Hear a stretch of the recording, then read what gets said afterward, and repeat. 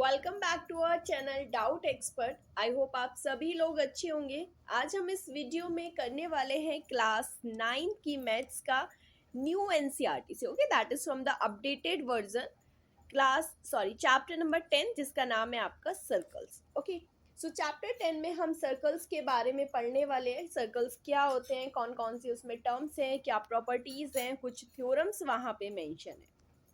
So start करते हैं from the very first and the basic term जो है सर्कल की डेफिनेशन। सर्कल की डेफिनेशन क्या होती है? देखिए, हमें पता है कैसे ड्रॉ करते हैं, बहुत ही सबको पता है, इजी है।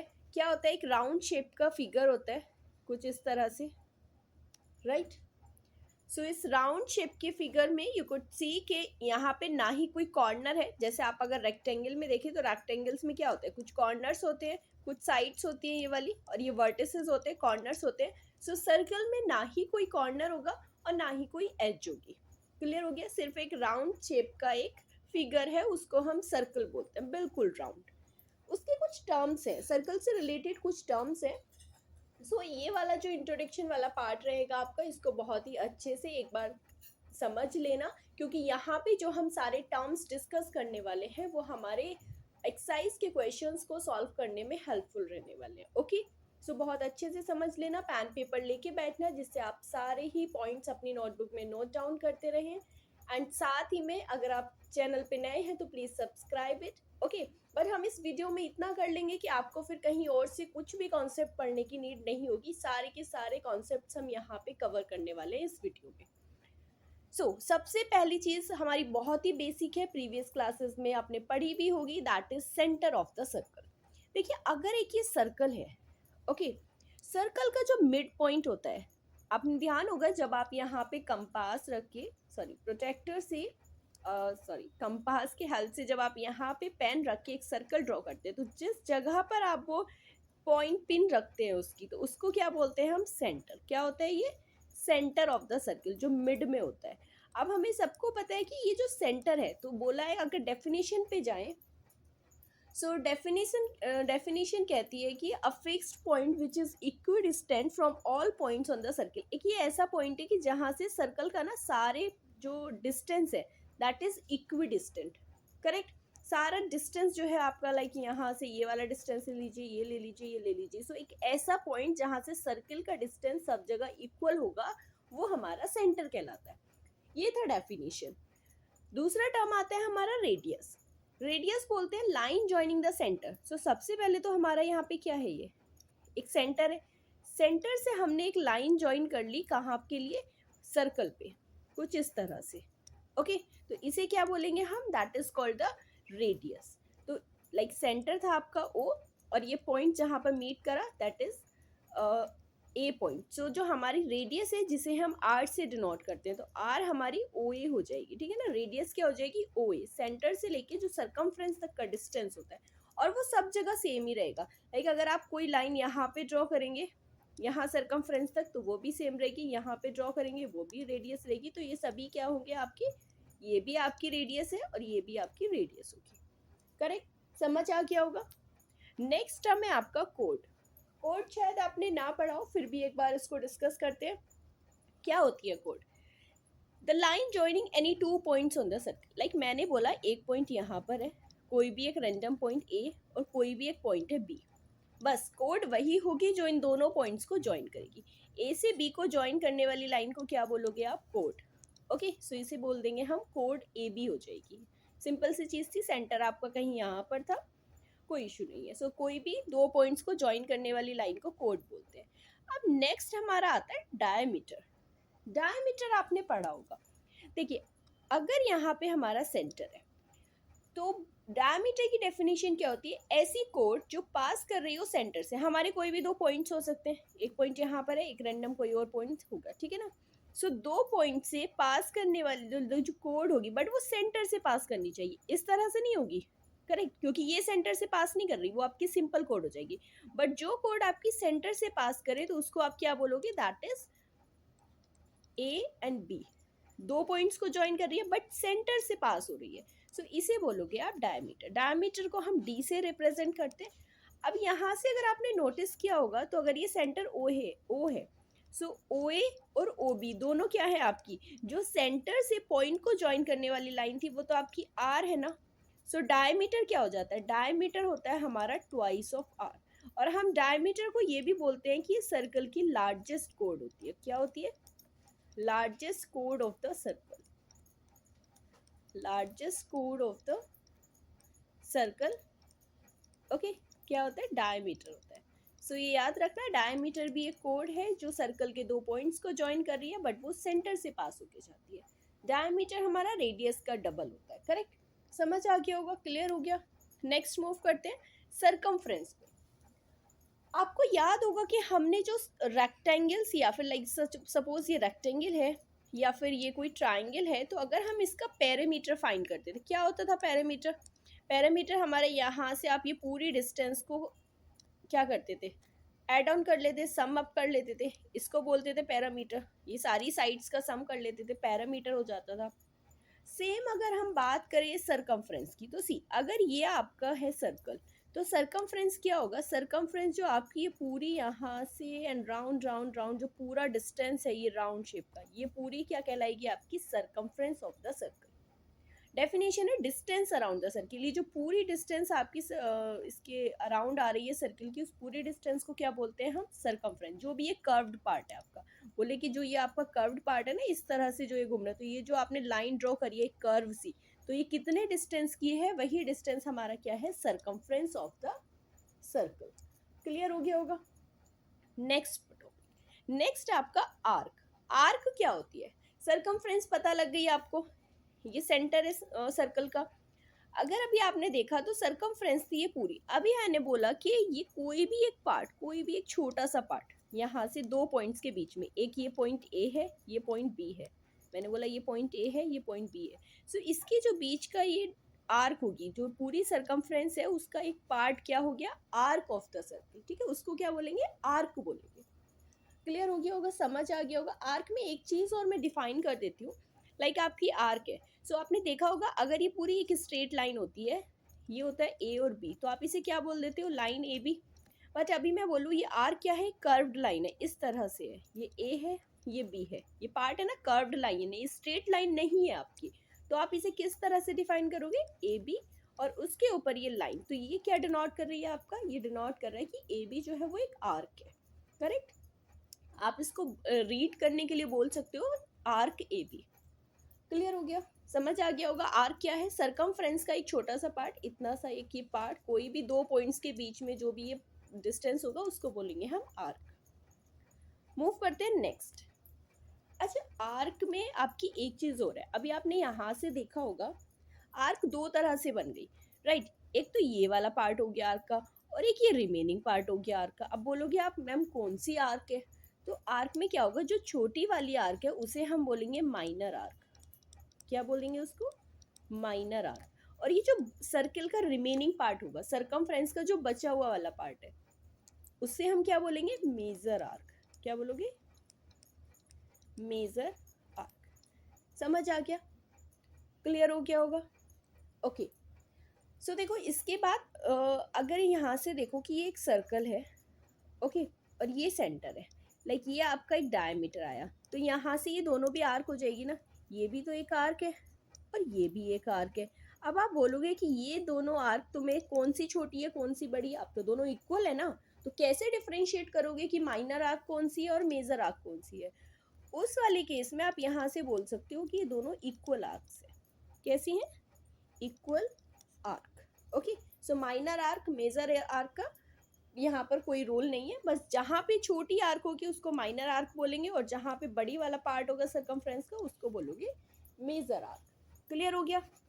इसी तरह मूव करते हैं नेक्स्ट टॉपिक पर, नेक्स्ट टर्म पर, सर्कल से रिलेटेड टर्म्स पर, जो कि है सेगमेंट। अब सेगमेंट में क्या है, देखिए सेगमेंट क्या होता है, part of a circle divided by a code. Correct, अब यहाँ पे क्या किया है हमने, कोई भी एक कोड ड्रॉ कर दी। ओके, हमने बोला था ना कोड कोई भी दो पॉइंट्स के बीच में होती है, तो वही मैंने ड्रॉ कर दी यहाँ पर, ये पॉइंट ए है, ये पॉइंट बी है। अब इस कोड ने सर्कल को दो पार्ट्स में डिवाइड कर दिया, पार्ट नंबर 1 और पार्ट नंबर 2। समझ आया, दो पार्ट्स में डिवाइड हो गया सर्कल। तो ये जो पार्ट्स है इसके, ये कहलाता है सेगमेंट। क्या बोलते हैं इसको, सेगमेंट। ओके, ठीक है। इसी तरह से अगर हमारा ये सर्कल है तो यहाँ पे भी अगर हमने एक कॉर्ड ड्रॉ कर दी, लाइक ये दो पॉइंट्स थे, यहाँ पे मैंने कॉर्ड ड्रॉ कर दी पॉइंट्स ए और पॉइंट्स बी के बीच में। तो अब यहाँ से बोलोगे मैम ये भी सेगमेंट है और ये भी सेगमेंट है। अब दोनों तो हमारे सेगमेंट हो गए क्योंकि कॉर्ड ने जो है सर्कल को दो सेगमेंट में डिवाइड कर दिया। तो ये दोनों कैसे सेगमेंट्स होंगे? तो जो हमारा छोटा वाला सेगमेंट होगा, जो साइज में छोटा है, उसे हम बोलेंगे माइनर सेगमेंट। क्या बोलेंगे उसे? Minor segment. और जो हमारा ये बड़ा वाला सेगमेंट है उसे बोलेंगे हम मेजर सेगमेंट। क्या बोलेंगे? Major segment. क्लियर हो गया? माइनर और मेजर सेगमेंट दोनों चीजें। ओके, अभी फिर से वही क्वेश्चन अराइज होता है कि इन केस हमारे पास कोई सर्कल है, ये रहा आपका सर्कल, और फिर यहाँ से एक कोड जा रही है आपकी like this and that is passing through the centre. कहाँ से पास कर रही है? सेंटर से पास कर रही है। अब दोनों सेगमेंट इक्वल हो गए ना, इक्वल हो जाएंगे। अब ना तो कोई छोटा सेगमेंट है ना ही कोई बड़ा सेगमेंट है, तो इन दोनों सेगमेंट को आप बोल सकते हो they both are the equal segment. क्या हो जाएंगे? Equal segment. समझ आ गया ना? क्लियर हो गया होगा सेगमेंट्स का concept, equal and the minor, और कैसे हम मेजर का पता लगाएंगे। ओके, सो मूव करते हैं इसके बाद नेक्स्ट टॉपिक पर, नेक्स्ट टर्म पर, जो कि है सेक्टर। सेक्टर होगा आपका the area between the arc and the radii. Arc अभी अभी हमने पढ़ा है, आर्क क्या होता है? कोई भी एक छोटा सा पार्ट, ये वाला जो था, किन्हीं भी दो डिस्टेंस के बीच की जो पॉइंट है, ये हो गया आपका पॉइंट ए और point A and point B के बीच का जो ये डिस्टेंस है, दैट इज द आर्क। अब एक आर्क और रेडियस है। सेगमेंट में क्या किया था हमने? सेगमेंट में डायरेक्ट एक कोड ड्रॉ करी थी, दो सेगमेंट ड्रॉ कर दिए। बट सेक्टर इससे डिफरेंट होगा।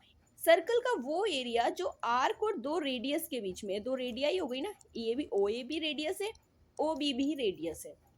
सो दो रेडियस और आर्क के बीच का जो एरिया है, ये वाला area, that is called the sector. Same question arise होगा। क्वेश्चन सेम क्या? देखो, इसको बोलते हैं हम सेक्टर। जो सेकंड वाला है आपका, ये वाला अगर पूरा देखें, so that is also the sector. Okay, यहाँ से फिर से वही क्वेश्चन है कि सेक्टर ये भी है और ये भी है। सो अभी फिर से वही सेम चीज होगी। जो आपका छोटा एरिया है, लाइक छोटा वाला जो पार्ट है, छोटा वाला जो सेक्टर है, उसे हम क्या बोलेंगे? देखो, यहाँ पे इस वाले अगर सर्कल में देखें तो ये वाला छोटा सेक्टर है, so that will be called minor sector. क्या बोलेंगे उसे? Minor sector. एंड जिसका एरिया बड़ा है, जैसे कि ये है, तो इसे क्या बोलेंगे हम? That is major sector. Clear हो गया? समझ आ गया होगा माइनर सेक्टर और मेजर सेक्टर का डिफरेंस क्या है। सो जैसे ही हमारा शुरू में क्या था? आर्क था, एक माइनर आर्क, मेजर आर्क। फिर कोड ने डिवाइड कर दिया सर्कल को, तो ये मेजर माइनर सेगमेंट, ये मेजर सेगमेंट। अभी आर्क और दो रेडियस से बनने वाला जो एरिया है, वो माइनर सेक्टर और मेजर सेक्टर। ओके, चलिए मूव करते हैं। और टर्म है हमारा central angle. Central angle is like कि आपका ये सेंटर है। ओके, इस सेंटर के बाद अगर मैं यहाँ पे दो रेडियस ज्वाइन कर लूँ, यहाँ से एंड यहाँ तक, करेक्ट। सो सेम सिंपल सी चीज़ है कि आपके दो पॉइंट्स के बीच में एक आर्क है।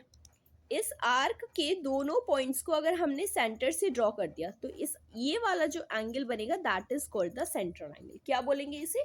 Central angle. Central angle means जो एंगल वो सेंटर पे बना रहा है। ये सेंटर है ना, सो अगर ये कोई भी एक आर्क है और ये सेंटर है, इन दोनों को सेंटर से ज्वाइन करो पॉइंट्स को, और ये जो एंगल बनेगा, that is called the central angle. समझ आ गया होगा? क्लियर हो गया? मूव करते हैं नेक्स्ट पे। नेक्स्ट हम कुछ थ्योरम्स करने वाले हैं। अब उन थ्योरम्स में क्या रहेगा? थ्योरम से पहले समझ लेते हैं कुछ टर्म्स जो हमारी हेल्पफुल रहेंगी, क्योंकि वहां पे डायरेक्टली आपको क्या मिलेगा? डायरेक्टली आपके पास एक टर्म आएगा जो कि है एंगल सबटेंडेड बाय अ कोड एंड अ पॉइंट। ओके, जो एंगल सबटेंड हो रहा है बाय अ कोड एंड अ पॉइंट। सो उसके लिए क्या चाहिए? हम एक जो है कोड ड्रॉ कर लेते हैं। दो पॉइंट्स हैं आपके पास और ये आपका सेंटर है यहाँ पर।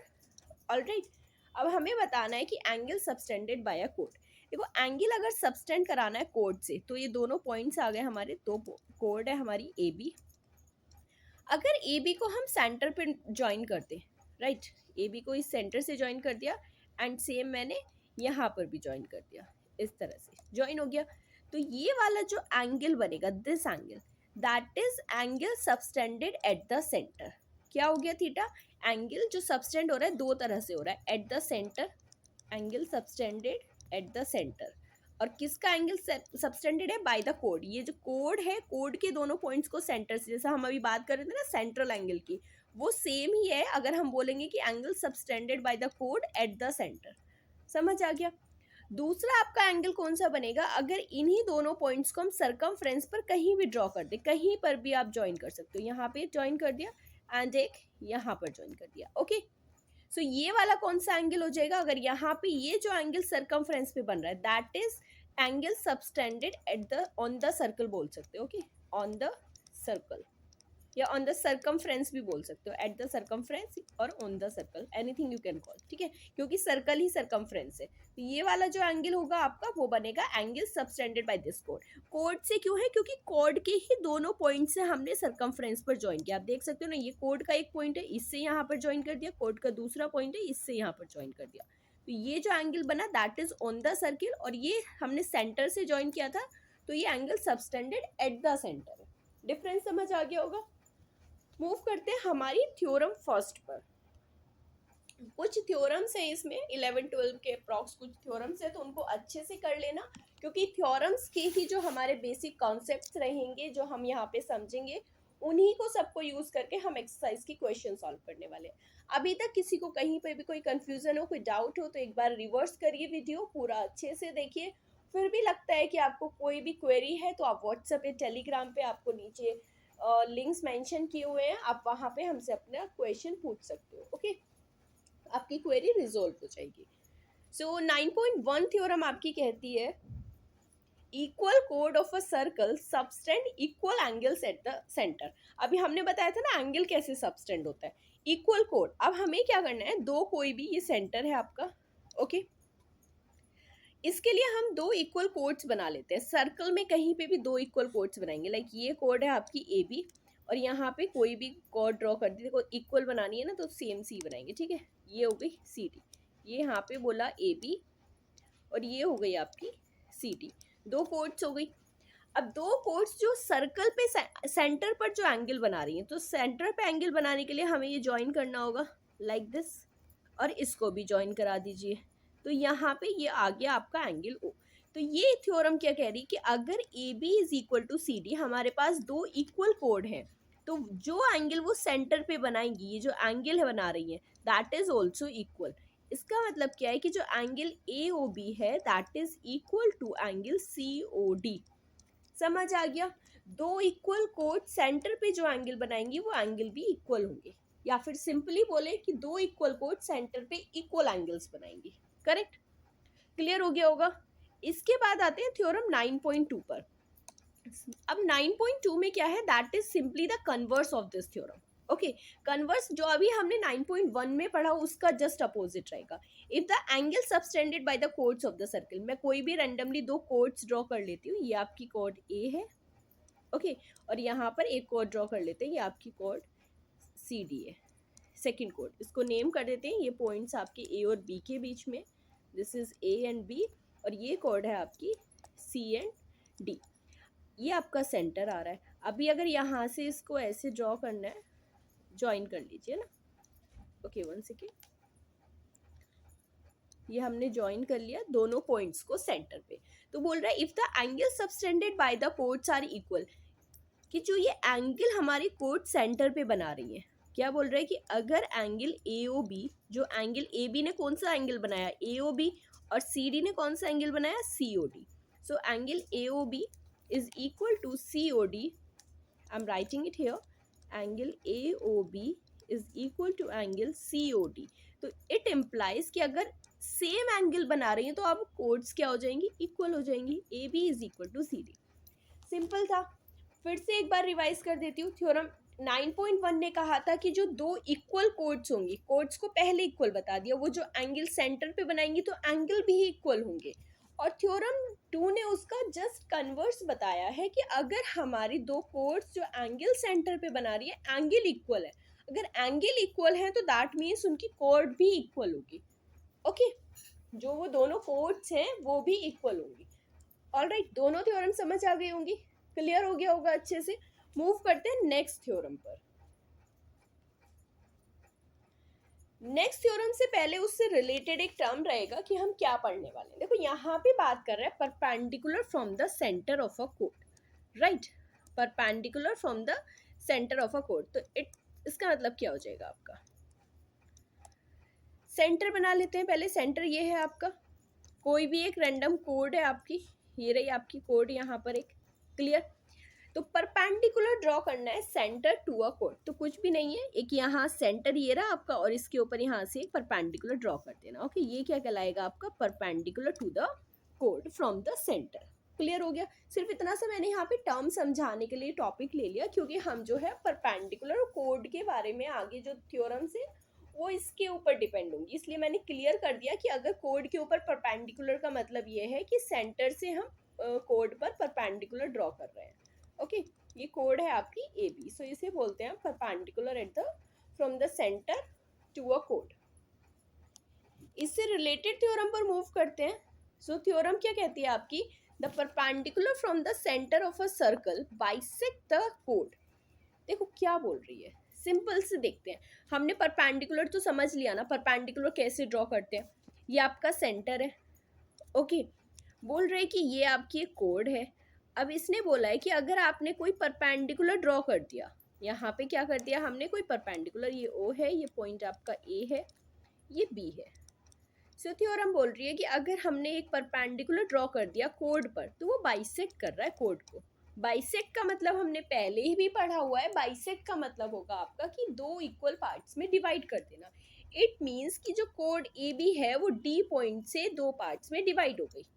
तो क्या बोला है कि अगर ओडी हमने परपेंडिकुलर ड्रॉ किया है ए बी कोड के, जो सेंटर से परपेंडिकुलर ड्रॉ किया है कोड पर, तो इसका मतलब यह है कि उस परपेंडिकुलर ने कोड को दो पार्ट्स में डिवाइड कर दिया, बाइसेक्ट कर दिया। दैट मीन्स ए डी जो है वो बी डी के इक्वल होगा, A D is equal to B D. Clear हो गया होगा, समझ आ गया। अब देखो कितना सिंपल है, हमने फर्स्ट थ्योरम पढ़ी, सेकंड उसका कन्वर्स थी, अब हमने थर्ड पढ़ी और बहुत ही ईजी लगेगा आपको क्योंकि फोर्थ इसी का हमारा कन्वर्स है। कन्वर्स का मतलब है अभी हमने परपेंडिकुलर ड्रॉ किया था, कोड को बाइसेक्ट कर दिया। अभी हम बोल रहे हैं कि हमारे पास एक कोड है, ओके, और यहाँ से एक परपेंडिकुलर तो बाद में डिफाइन कर रहा है वो। सो ये बोल रहा है कि हमारे पास एक कोड है ए बी और ये सेंटर है। तो लाइन जॉइनिंग द कोड, the line drawn from the centre to the कोड, एक लाइन को ज्वाइन किया है सेंटर से कोड तक, और उसने क्या किया, बाइसेक्ट कर दिया कोड को, बाइसेक्ट कर दिया। इट मीन्स कि दो इक्वल पार्ट्स में डिवाइड करा। तो बोला है कि अगर ए डी जो है वो बी डी के इक्वल है, बाइसेक्ट कर दिया, तो जो ये लाइन ज्वाइन कर रही है ना वो परपेंडिकुलर होगी ए बी के। तो यहाँ से क्या इम्प्लाइज कर रहे हैं कि ओ डी जो है वो परपेंडिकुलर होगा ए बी के। कन्वर्स हो गया ना। देखो सिंपल सा, देखो बहुत इजी है। सेंटर से लाइन ड्रॉ करी परपेंडिकुलर, तो उसने कोड को बाइसेक्ट कर दिया। अभी बोल रहा है कि अगर कोई लाइन बाइसेक्ट कर रही है तो वो परपेंडिकुलर होगी। क्लियर हो गया, समझ आ गया होगा अच्छे से। चलो 9.3 जो है उसी का कन्वर्स आपका थ्योरम नंबर 9.4 है। इजी था। मूव करते हैं नेक्स्ट थ्योरम पर। नेक्स्ट थ्योरम से पहले उससे रिलेटेड फिर से एक हमारा कॉन्सेप्ट है, उसे पढ़ लेते हैं। कॉन्सेप्ट कहता है आपका distance of a line from a point. हम बात कर रहे हैं कि डिस्टेंस क्या होता है, लाइक अगर एक पॉइंट से लाइन का डिस्टेंस है, रेंडमली मैं यहाँ पर एक लाइन ड्रॉ कर देती हूँ, ओके। यहाँ पर कोई भी एक पॉइंट है, ये आपका पॉइंट है ओ, ये आपकी लाइन है एक ए बी, करेक्ट। तो इसमें बोला है कि देखो इसके ना बहुत सारे डिस्टेंस होंगे, अगर आप देखोगे तो एक डिस्टेंस तो यहाँ पे आएगा आपका, ओके, ये आ रहा है ना, एक डिस्टेंस तो आ गया आपका ये वाला। उससे अलग भी आपके बहुत सारे डिस्टेंस हो गए कुछ इस तरह से, ये भी ज्वाइन कर रहा है, ये भी ज्वाइन कर रहा है, यहाँ से ये ड्रॉ कर दिया, ये ड्रॉ कर दिया, यहाँ पे ड्रॉ कर दिया, बहुत सारे डिस्टेंस आ रहे हैं। बट अगर उसने बोला है कि distance of a line from a point, तो आपने क्या करना है, इधर उधर बिल्कुल नहीं देखना। डिस्टेंस अगर फ्रॉम अ पॉइंट है तो that means it is talking about the perpendicular distance. किसके बारे में बात कर रहा है, परपेंडिकुलर डिस्टेंस के। क्लियर हो गया ना, समझ आ गया होगा। सो अगर हम परपेंडिकुलर डिस्टेंस के बारे में बात करेंगे सिंपली, इसी को अगर सर्कल के रेस्पेक्ट में देखें तो भी सेम है। वो क्या बात कर रहा है, अभी तो हमने बोला था कि परपेंडिकुलर ड्रॉ कर रहा था कोड के। अब हमारे सर्किल में पॉइंट क्या है, पॉइंट तो हमारे पास एक ही है, वो सेंटर है। और लाइन हम मोस्टली कौन सी ड्रॉ करते हैं, कोई भी एक कोड ड्रॉ करते हैं। तो अगर उसने बोला कि distance from the centre to the कोड, तो वो किस बारे में बात कर रहा है? वो बात कर रहा है आपके परपेंडिकुलर डिस्टेंस के बारे में। ओके, मैं यहाँ पे लिख देती हूँ कि अगर हम बात कर रहे हैं कि distance from centre to the कोड, from centre to the code of the circle to the chord of the circle, that means it is talking about the perpendicular distance। वो सीधे सीधे आपके perpendicular distance की बात कर रहा है, ये नहीं कि कोई भी पॉइंट होगा आपका OC OD ये वाले डिस्टेंस नहीं कर रहा है, ठीक है। परपेंडिकुलर डिस्टेंस समझ आ गया होगा कि अगर सीधा दिया होगा कि सेंटर से किसी कोड का डिस्टेंस, दैट मीन्स वो बात कर रहा है हमारे परपेंडिकुलर डिस्टेंस के बारे में। इससे रिलेटेड हमारी थ्योरम्स रहेंगी, उसके बारे में बात कर लेते हैं। थ्योरम हमारी थ्योरम नंबर 9.5 है। 9.5 कह रही है equal chords of a circle और of congruent circles. Congruent circles का मैं अभी आपको बता दूंगी क्या कॉन्सेप्ट है। Are equidistant from the centre. Okay, that is talking about के हमारा जो इक्वल कोड्स है, लाइक कंसीडर कर लेते हैं कि इक्वल कोड्स हैं, कोई भी दो इक्वल कोड्स आप ड्रॉ कर सकते हो। ओके, लाइक यहाँ से यहाँ पे एक कोड ये आ गई आपकी ए बी, और सेम आपकी एक कोड ये आ गई सी डी। ऑलराइट, कहीं पे भी ड्रॉ कर सकते हो, एज इन आपके लिए कोई कंडीशन नहीं है। ये कोड है आपकी A B and the second कोड is C D. Okay, equal chords of a circle are equidistant. Equidistant मतलब क्या होगा कि फ्रॉम द सेंटर, कि अगर सेंटर से परपेंडिकुलर डिस्टेंस ड्रॉ किया जाएगा। देखो मैंने पहले ही बता दिया आपको कि हम किस बारे में बात कर रहे हैं। हम बात कर रहे हैं, अगर डिस्टेंस बता दिया तो परपेंडिकुलर बता रहा है वो। सो ये वाला जो डिस्टेंस है इस सेंटर का इस कोड से, वो क्या होगा? That is equal distance. अगर दो इक्वल कोड्स हैं, यहाँ पे बोल रहा है कि इफ ए बी जो है सी डी के इक्वल है, तो उनका जो डिस्टेंस है ये ओ ई और ओ एफ। ओ ई जो है वो ओ ई के इक्वल होगा, O E that will be equals to O F. Simple सी चीज़ थी। इसी तरह हमें बोला गया है, अच्छा इसके लिए एक एग्जांपल कॉन्ग्रेंट सर्कल्स का है। कॉन्ग्रेंट सर्कल्स की वो क्या बात कर रहे हैं? देखो कॉन्ग्रेंट सर्कल्स क्या होते हैं, हमने पढ़ा था। कॉन्ग्रेंट सर्कल्स का मतलब होता है कि सेम रेडियाई, उनकी जो रेडियस है दोनों सर्कल्स की वो सेम होनी चाहिए, तभी तो वो कॉन्ग्रेंट होंगे ना, तभी वो एक दूसरे पे सुपर इम्पोज करेंगे। ओके, सेम रेडियाई है तो इट मीन्स कि अगर यहाँ पे कोई भी कोड्स हैं और वो दोनों इक्वल है, कि ये तो कोड है आपकी ए बी और दूसरी कोड है आपकी सी डी, ये दोनों कोड्स इक्वल है, तो इनकी जो डिस्टेंस होगा इस सेंटर से, ये वाला जो डिस्टेंस होगा सेंटर से, वो भी इक्वल होगा। ठीक है, वो दोनों कोड्स एक सर्कल में भी हो सकती है और वो दोनों कोड्स जो हैं एक कॉन्ग्रेंट सर्कल्स की भी हो सकती है। बट मेक श्योर कि सर्कल्स आपके कॉन्ग्रेंट होने चाहिए, डिफरेंट सर्कल्स नहीं होने चाहिए, डिफरेंट रेडियाई वाले सर्कल नहीं होने चाहिए। क्लियर, समझ आ गया होगा। इसके बाद देखते हैं थ्योरम नंबर 9.6। अब देखो 9.6 सेम वही रहेगी आपकी। 9.5 हमने पढ़ ली, 9.6 को उसका कन्वर्स करना है। कन्वर्स करने के लिए क्या बोल रहा है कि chords at equal distance. Okay, देखो इस बार मैं कोड्स कुछ इस तरह से ड्रॉ कर लेती हूँ। ये आपकी दो कोड्स हैं, बट ये दोनों ना हमारी इक्वल, अभी नहीं पता हमें कौन सी कोड्स है, बट हमें पता है कि कोड्स जो है कोड्स है। ओके, बोल रहा है कि कोड्स एट इक्वल डिस्टेंस। अभी वो बोल रहा है कि कोड जो है ना वो सेंटर से इक्वल डिस्टेंस पे है। ये सेंटर है, यहाँ से परपेंडिकुलर ड्रॉ करो, ये वाला आ जाएगा। इसका भी परपेंडिकुलर ड्रॉ करो, ये आ जाएगा। इसे मान लीजिए एम पॉइंट है, ये एन है।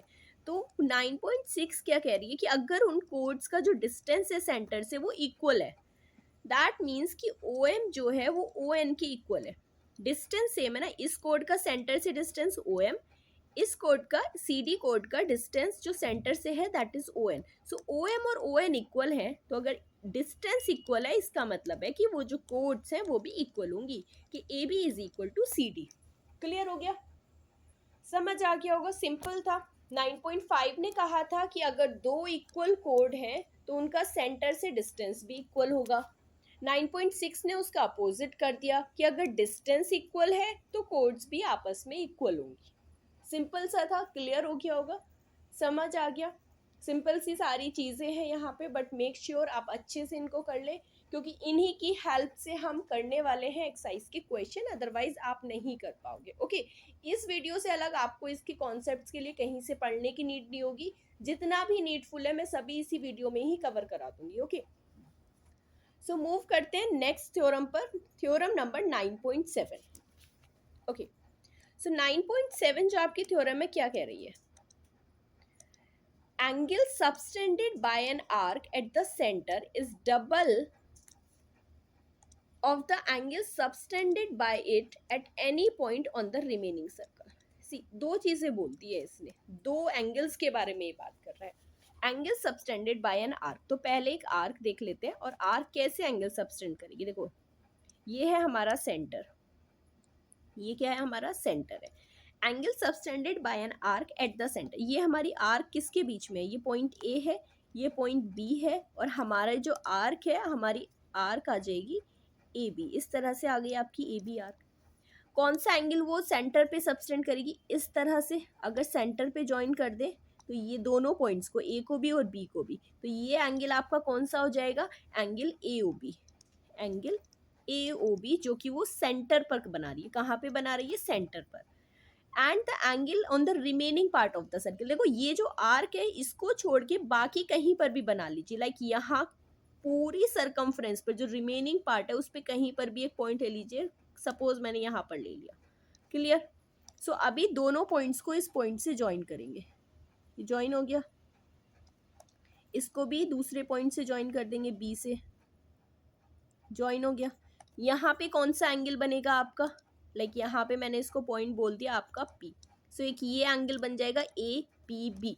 सो वो यही बोल रहा है कि जो सेंटर पर एंगल है that is the double of the angle at the circumference. जो ए पी बी एंगल है उसका क्या हो जाएगा? वो डबल हो जाएगा। क्लियर? शॉर्ट में बोलूँ तो अगर ये थीटा है और ये एंगल फाई है, सो जो एंगल थीटा है वो क्या हो जाएगा? वो double of the angle at the circumference, that means double of the phi. Okay, clear हो गया? फिर से एक बार एक्सप्लेन कर देती हूँ। अच्छा, इसमें आपने एक चीज़ देखी होगी, मेंशन किया हुआ है remaining part of the circle. देखो वो क्यों बोला है। मैं बोलूँ कि आपके पास ये एक सर्कल है, ओके, ये सेंटर है, ये हमारी कोई एक कोड थी, कोई भी कोड है, इसने सेंटर पर एक सर्कल बनाया। लाइक ये आपकी पॉइंट ए और पॉइंट बी, सॉरी कोड नहीं, बीच में एक क्या है? आर्क है। आर्क ने जो सेंटर पे सर्कल बनाया वो तो हो गया आपका ए ओ बी। अभी यही दोनों पॉइंट्स को अगर मैं यहाँ पे ज्वाइन कर दूँ तो ये भी तो एक एंगल बन रहा है ना, ए पी बी। बट ये इसके डबल नहीं होगा। बोल रहा है remaining part of the circle. और रिमेनिंग पार्ट कौन सा है हमारा? जो आपका लेफ्ट पार्ट है ना, ये वाला जो सारा पार्ट है आपका, लाइक यहाँ से लेके यहाँ तक का टोटल, ये आपका रिमेनिंग पार्ट है। जैसे हमने ड्रॉ करी है, ये तो हमारी आर्क सेंटर पे बना रही है। इस आर्क को छोड़कर जो सरकमफ्रेंस का रिमेनिंग पार्ट है वहां पर कहीं भी बना सकती है। ओके, सो मेक श्योर कि इन दोनों एंगल्स को डबल नहीं करना है। ओके, वो रिमेनिंग पार्ट पर बनना चाहिए एंगल। फिर से बता देती हूँ, कोई आर्क जो सेंटर पर एंगल बनाती है उस वो डबल होता है उस एंगल का जो वो सरकमफ्रेंस पर बना रही है। करेक्ट? क्लियर हो गया होगा? समझ आ गया? ओके, सो मूव करते हैं नेक्स्ट थ्योरम पर, थ्योरम नंबर 9.8। 9.8 हमारी क्या कहती है? Angles in the same segment of a circle are equal. अब देखो, सेगमेंट बनाने के लिए पहले सेगमेंट बना लेते हैं। याद होगा सेगमेंट कैसे बनाया था? किसी भी कोड ने हमारे किसको डिवाइड कर दिया? सेंटर सर्कल को डिवाइड कर दिया दो पार्ट्स में। ओके, तो वो हो गया हमारा सेगमेंट्स बन गए। ये तो आपका माइनर सेगमेंट है और इसको क्या बोलते थे हम? Major segment. Angles in the same segment. अब सेम सेगमेंट मतलब यहाँ पर आप कोई भी पॉइंट ले लीजिए, यहाँ पे ले लीजिए, यहाँ पे 3-4 पॉइंट्स कोई से भी ले लीजिए। सो जो भी ये पॉइंट्स यहाँ पर ज्वाइन करने पे बनाएंगे, लाइक अगर ए को आप इस पॉइंट से करें और सेम फिर आप यहाँ से ये पॉइंट बी को ज्वाइन करते, एक एंगल आपका यहाँ पे बनेगा। फिर इस सेम पॉइंट को इस वाले पॉइंट को ज्वाइन कर दीजिए, ये बी से ज्वाइन कर दिया, एक एंगल ये बन गया आपका। फिर आप थर्ड पॉइंट से ज्वाइन कर दीजिए, इसको बी से भी ज्वाइन कीजिए। ओके, फिर इसी को आप फोर्थ पॉइंट से ज्वाइन कर दीजिए और सेम को आप बी से ज्वाइन कर दीजिए। आपके यहाँ पे 4 पॉइंट्स पर 4 एंगल बने। कौन से? एक ये वाला एंगल, एक ये एंगल, एक ये एंगल और एक ये एंगल। मेक श्योर उनकी जो दोनों साइड्स हैं वो ए और बी दोनों पॉइंट से मिली है। तो हम वही चीज़ बोल रहे हैं कि जो हमारे एंगल्स हैं वो सारे सेम है। ये थीटा है, ये भी थीटा है, ये भी थीटा है, तो ये भी थीटा है। एक सेगमेंट में जितने भी एंगल्स होंगे दैट आर इक्वल। ओके, इसी तरह अगर आप सेम फिर से देखें कि मैं दूसरे एक माइनर सेगमेंट में आपको बना के दिखा देती हूँ। माइनर सेगमेंट में आप अगर एंगल बनाएंगे so it would be like यहाँ पे कोड है, ओके। सो इसका मतलब ये नहीं कि दूसरे, अब इस सेगमेंट को नहीं लेते, दूसरे सेगमेंट को ले लेते हैं। सो एक पॉइंट ये था, यहाँ पे ज्वाइन कर दिया हमने इस पॉइंट पर। दूसरा पॉइंट ये है आपका, इसको भी ज्वाइन कर देते हैं दोनों एंड पॉइंट से। तो ये जो दोनों एंगल्स आपके बन रहे हैं वो दोनों भी क्या होंगे आपके, they will be equal, correct. So in short हमने क्या पता किया यहाँ से कि सेम सेगमेंट में जो भी एंगल्स होंगे वो सभी आपस में इक्वल होंगे। सेगमेंट का मतलब समझ गए, ओके। चलिए मूव करते हैं नेक्स्ट पे। इसी का एक छोटा सा पार्ट है। देखो अभी हमने जब सेगमेंट वाला सेक्शन पढ़ रहे थे, टर्म हमने पढ़ा था, तो हमने माइनर और मेजर सेगमेंट पढ़ा था।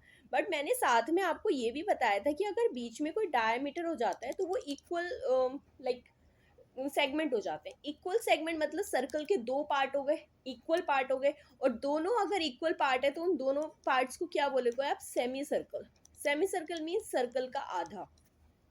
इक्वल पार्ट्स हो गए ना सर्कल के दोनों, और अगर दोनों पार्ट्स इक्वल है सर्कल के तो वो सर्कल के दो पार्ट्स को, एक पार्ट को हम सेमी सर्कल बोलेंगे। तो उसी से रिलेटेड एक प्रॉपर्टी है हमारी कि angles in the semi circle is a right angle. कैसे ड्रॉ करेंगे, कंसीडर कीजिए ये हमारा क्या है, सेंटर है, ओके। सो सेंटर के लिए यहाँ से अगर हमने कोई भी एक डायमीटर है ना, वही तो डिवाइड कर रहा है। अब डायमीटर ने क्या किया, डायमीटर जो सेंटर से पास हो रहा है उसने हमारे सर्कल को दो पार्ट्स में डिवाइड कर दिया, या फिर बोलो कि दो सेमी सर्कल बन गए। तो अभी जो हमारे किसी भी सेमी सर्कल में एंगल बनेगा, कहीं पर भी एक पॉइंट ले लीजिए, लाइक मैंने ये पॉइंट ले लिया, तो ये वाला जो एंगल बनेगा ना आपका, ओके, ये जो एंगल बने, ओके 1 सेकेंड, इसको लाइन ही ड्रॉ कर देते हैं। ये जो एंगल बनेगा that is the right angle, ये 90 डिग्री का एंगल बनेगा, ओके। सेम आपका अगर इस पॉइंट पर एंगल बनाए, क्योंकि ये सेमी सर्कल है, क्या है वो, सेमी सर्कल है, तो ये वाला जो आपका एंगल बनेगा दैट इज ऑल्सो 90 डिग्री। इसी तरह आप नीचे वाले सेमी सर्कल में ही बना सकते हो, दो पार्ट है ना, तो किसी भी एक पॉइंट पर आप दो सर्कल्स बना सकते हो, सॉरी दो एंगल्स सेमी सर्कल हैं, दोनों सेमी सर्कल में आपका एंगल हो जाएगा 90। तो ये वाला जो एंगल होगा that is also 90 degree. In short हमारी जो थ्योरम है वो लाइक ये जो पॉइंट है वो कह रहा है कि अगर सेमी सर्कल में कोई भी एंगल है तो वो 90 डिग्री होगा। क्या होगा, 90 डिग्री होगा, 90 डिग्री होगा। फिर से बता देती हूँ, सेम सेगमेंट में बनने वाले एंगल्स तो आपस में इक्वल होंगे, बट अगर सेमी सर्कल में बन रहा है तो वो क्या होगा, वो इक्वल होंगे, और सॉरी सेमी सर्कल में बनने वाला एंगल 90 डिग्री का होगा। मूव करते हैं थ्योरम नंबर 9.9 पर। देखो 9.9 एज सच तो कुछ नहीं है, बट फिर भी मैं एक बार आपको बता देती हूँ। लैंग्वेज थोड़ी सी टिपिकल है, उसको नहीं देखते। लैंग्वेज है आपकी, if a line segment joining the point subtended equal. अच्छा मैं इसको साथ साथ में ना एक्सप्लेन कर देती हूँ। If a line joining the two points, मैंने कोई भी दो रैंडम पॉइंट्स ले लिए यहाँ पर, ठीक है। सो एक लाइन आपने बना दी, line joining the two points, ये आपके दो पॉइंट्स को ज्वाइन कर रही है ये line, okay. Subtend the equal angle, subtend कर रही है equal angle at the other two points, ठीक है। कोई और दो पॉइंट्स है lying on the same side, A B के दोनों सेम साइड पर दो पॉइंट्स और ले लीजिए। ये पॉइंट हो गया सी, ये पॉइंट हो गया डी, और ये जो है इक्वल एंगल सबस्टेंड करे। एंगल बनाने के लिए क्या करेंगे, ए से ज्वाइन कर देंगे, इसे बी से ज्वाइन कर देंगे, इसे भी ए से ज्वाइन कर देंगे, इसे भी बी से। तो ये जो दोनों एंगल्स है ना हमारे, वो दोनों एंगल्स इक्वल बनाएंगे। तो हमें पॉइंट्स कुछ ऐसे लेने, अब ये नहीं कि यहाँ पे ई पॉइंट ले लिया तो जो ए बी ई पर पॉइंट बनाएगा वो इसके इक्वल नहीं होगा, करेक्ट। तो ऐसे दो पॉइंट्स लेने जहाँ पे वो इक्वल एंगल्स बना रहा हो। अब बोल रहा है कि अगर इन पॉइंट से of the line containing the line segment the four points lie on the circle, कि ये जो चारों पॉइंट्स आपके ए बी सी डी, अगर आप इस पे एक ऐसे लाइन ड्रॉ कर देते हो सो ये क्या हो जाएगी, वो चारों जो है सर्कल पे लाई करेंगे, एंड दे आर दैट, इसका मतलब कि दे आर कंसाइक्लिक। अब कंसाइक्लिक के लिए मैंने बता दिया कि अगर कोई भी पॉइंट्स लाइक ये आपका सर्कल है, यहाँ पे एक पॉइंट ए है और ये दो पॉइंट बी है, तो इन दोनों को हम कंसाइक्लिक बोलेंगे अगर वो दोनों पॉइंट्स आपके सर्कल पे लाई कर रहे हैं, ओके। इन शॉर्ट आप ये बोल सकते हो कि सर्कल पे लाई करने वाले जितने भी पॉइंट्स हैं उनको बोलेंगे हम कंसाइक्लिक पॉइंट्स। क्लियर हो गया, समझ आ गया होगा अच्छे से, ज़्यादा कुछ नहीं था इसमें, तो इसको ऐसे ही करते हैं, उसकी इतनी नीड भी नहीं होगी आपकी क्वेश्चंस में, कोई नहीं। उसके बाद आपका एक और कॉन्सेप्ट आता है that is cyclic quadrilateral. Cyclic quadrilateral क्या होता है, देखो इन शॉर्ट मैं आपको बता देती हूँ, डेफिनेशन बाद में देख लेते हैं। साइक्लिक क्वाड्रिलेटरल के बारे में अगर बात कर रहे हैं तो इसका मतलब है उसकी 4 वर्टिसेस होने वाली है। तो बोल रहा है कि अगर उसकी चारों की चारों वर्टिसेस हमारी कहाँ पे लाई कर रही हैं, लाइक मैंने यहाँ पे 4 वर्टिसेस बना दी, ए, ये आपकी बी, यहाँ पे आपका कहीं पे होगा सी, और ये आ गई आपका डी। अगर हमारी 4 की 4 वर्टिसेस सर्कल पे लाई कर रही हैं तो उसको बोलेंगे हम साइक्लिक क्वाड्रिलेटरल। तो क्या हो गया यहाँ पे ABCD हो गया आपका साइक्लिक क्वाड्रिलेटरल। समझ आ गया? सिंपल सी चीज थी, फिर से बता रही हूँ।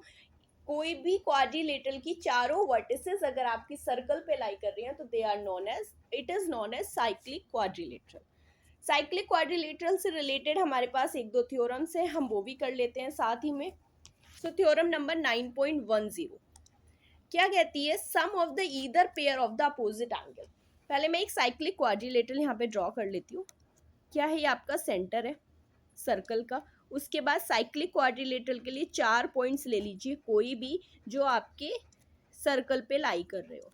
ओके, क्या कर रहे हैं? हमारे सर्कल पे लाई कर रहे हैं। इन चारों को ज्वाइन करके क्या बना लेंगे? हम एक साइक्लिक क्वाड्रिलेटरल बनाएंगे। ओके, ए बी ज्वाइन कर लिया, सी डी को ज्वाइन कर लीजिए, इसी तरह बी सी को। अब ये ए बी सी डी क्या है? साइक्लिक क्वाड्रिलेटरल है। बोल रहा है कि उसके जो अपोजिट एंगल्स होंगे, लाइक एंगल ए और एंगल सी, दोनों अपोजिट एंगल है, तो angle A plus angle C का जो सम है वो 180 डिग्री होगा। ईदर पेयर का मतलब है दोनों पेयर, तो जो एंगल बी और एंगल डी होगा that is also equal to 180। Angle B plus angle D equals to 180 degree. Clear हो गया ना? जो अपोजिट एंगल का सम है साइक्लिक क्वाड्रिलेटरल के, वो 180 डिग्री के इक्वल होगा। उसके बाद देखते हैं हम इसकी नेक्स्ट थ्योरम 9.11। देखो कितना इजी रहा है शुरू से। 9.1 थ्योरम आपने पढ़ी, सेकंड उसका कन्वर्स था, थर्ड आपने करी, फोर्थ उसका कन्वर्स था, फिफ्थ आपने पढ़ी, सिक्स्थ उसका कन्वर्स था। इसी तरह से हमने थ्योरम्स, हाफ ही थ्योरम्स पढ़ी है, लाइक 11 12 अगर हमने पढ़ी है तो इन शॉर्ट हमने 6 ही थ्योरम आपने पढ़नी है। ठीक है, 6 कॉन्सेप्ट हमें याद रखने हैं। सो ये 6 कॉन्सेप्ट याद रखने इतने ईजी, वो लाइक हार्ड नहीं है, आप बहुत ईजिली कर सकते हो। ओके, सो 9.11 क्या कह रही है आपकी? If the sum of the pair of opposite angle. कोई भी एक क्वाड्रिलेटरल ड्रॉ कर लीजिए। ओके, लाइक कोई भी एक क्वाड्रिलेटरल, आई गेस ये आपका एक क्वाड्रिलेटरल हो गया, लाइक ABCD। ओके, ये है आपका ABCD। तो यहाँ पे ये थ्योरम क्या कहती है कि इफ अगर अपोजिट एंगल्स का सम जो है वो 180 है, कि अगर एंगल ए और सी भी 180 के इक्वल है एंड एंगल बी और प्लस एंगल डी भी क्या है, दोनों इक्वल टू 180 है, ए प्लस सी 180, बी प्लस डी 180। सो जो ABCD होगा ना वो आपका क्या हो जाएगा? एक साइक्लिक क्वाड्रिलेटरल हो जाएगा। तो इसका मतलब इसकी चारों की चारों वर्टिसेस एक सर्कल के ऊपर लाई करेंगे। थोड़ा ये सर्कल सर्कल जैसा लग नहीं रहा है, बट हमें अभी के लिए एज्यूम करना है। ओके, सो 9.10 और 9.14, लाइक 1 में अगर आपने डिफरेंस देखा तो फिर से देख लेते हैं कि साइक्लिक क्वाड्रिलेटरल के अपोजिट एंगल का सम 180, और अगर किसी क्वाड्रिलेटरल के अपोजिट एंगल का सम 180 तो इसका मतलब कि ABCD है साइक्लिक क्वाड्रिलेटरल। समझ आ गया? क्लियर हो गया होगा? इतना सा ही था आपका चैप्टर, और यही सिर्फ थोड़े से ही कॉन्सेप्ट्स हैं और मोर देन इनफ है। इससे अलग आपको नहीं पढ़ने की जरूरत इस चैप्टर के लिए। तो एक बार रिवाइज करना चाहोगे आप तो हम वो भी कर सकते हैं, बहुत फास्ट मोड में मैं एक बार रिवाइज कर देती हूँ आपकी सारी थ्योरम्स। थ्योरम 9.1 थी आपकी कि इक्वल एंगल जो है सेंटर पे इक्वल एंगल, इक्वल कोड जो है आपकी सेंटर पे इक्वल एंगल बनाएंगी। अगर दो कोड सेंटर पर इक्वल एंगल बनाती है तो कोड्स आपस में भी क्या होंगी? इक्वल। दोनों थ्योरम्स क्लियर हो गई। थर्ड थी आपकी कि परपेंडिकुलर डिस्टेंस अगर किसी कोड पर बनाया है तो वो कोड को बाइसेक्ट कर रहा है। फोर्थ में था आपका कि सेंटर से कोई लाइन अगर ज्वाइन कर रही है कोड को और उसने बाइसेक्ट कर दिया तो वो लाइन परपेंडिकुलर होगी कोड के। ओके, 9.5 में हमें बताया था कि अगर दो कोई भी इक्वल कोड्स हैं तो उनका जो डिस्टेंस होगा सेंटर से वो इक्वल होगा। 9.6 में कहा है कि किसी भी दो कोड्स अगर सेंटर से इक्वल डिस्टेंस पर हैं तो दोनों कोड्स भी आपस में इक्वल होंगी। 5 और 6 भी हो गई। 7 में क्या कहा था कि जो एक आर्क हमारा सेंटर पर एंगल बना रही है वो एंगल डबल होगा एंगल के जो वो सरकमफ्रेंस पर बना रही है। ओके, 9.7 हो गई। 9.8 में था आपका कि एक सेगमेंट में बनने वाले जितने भी एंगल्स होंगे वो हमारे इक्वल होंगे। और सेमी सर्कल में बनने वाला एंगल 90 डिग्री होगा डायरेक्टली। आपको कहीं पे भी मिल जाए कि डायमीटर हमारा एक कोड है और डायमीटर ने जो सरकमफ्रेंस पे एंगल बनाया वो क्या बोल दोगे डायरेक्टली 90 डिग्री। 9.9 एज इन कोई इंपॉर्टेंट नहीं थी। 9.10 की बात करें तो साइक्लिक क्वाड्रिलेटरल पर है कि अगर कोई साइक्लिक क्वाड्रिलेटरल है ABCD तो उसके अपोजिट एंगल्स का सम होगा हमारा 180 डिग्री दोनों पेयर्स का। और 9.11 में बोला है कि किसी भी क्वाड्रिलेटरल के अपोजिट एंगल्स का सम अगर 180 डिग्री है तो उस क्वाड्रिलेटरल को हम बोलेंगे साइक्लिक क्वाड्रिलेटरल। क्लियर हो गया? अच्छे से समझ आ गया होगा, बहुत अच्छे से किया है। तो समझ आया हो अपने फ्रेंड्स और अपने क्लासमेट्स के साथ एक बार शेयर कर देना। नेक्स्ट वीडियो में हम इसकी एक्सरसाइजेस करेंगे और जो भी नए हैं चैनल पे तो प्लीज़ एक बार सब्सक्राइब करना चैनल को, जिससे आपको नोटिफिकेशन मिलती रहे नेक्स्ट वीडियोस की। ओके, सो अभी के लिए बाय, मिलते हैं नेक्स्ट वीडियो में एक्सरसाइज नंबर 9.1 के साथ। ओके।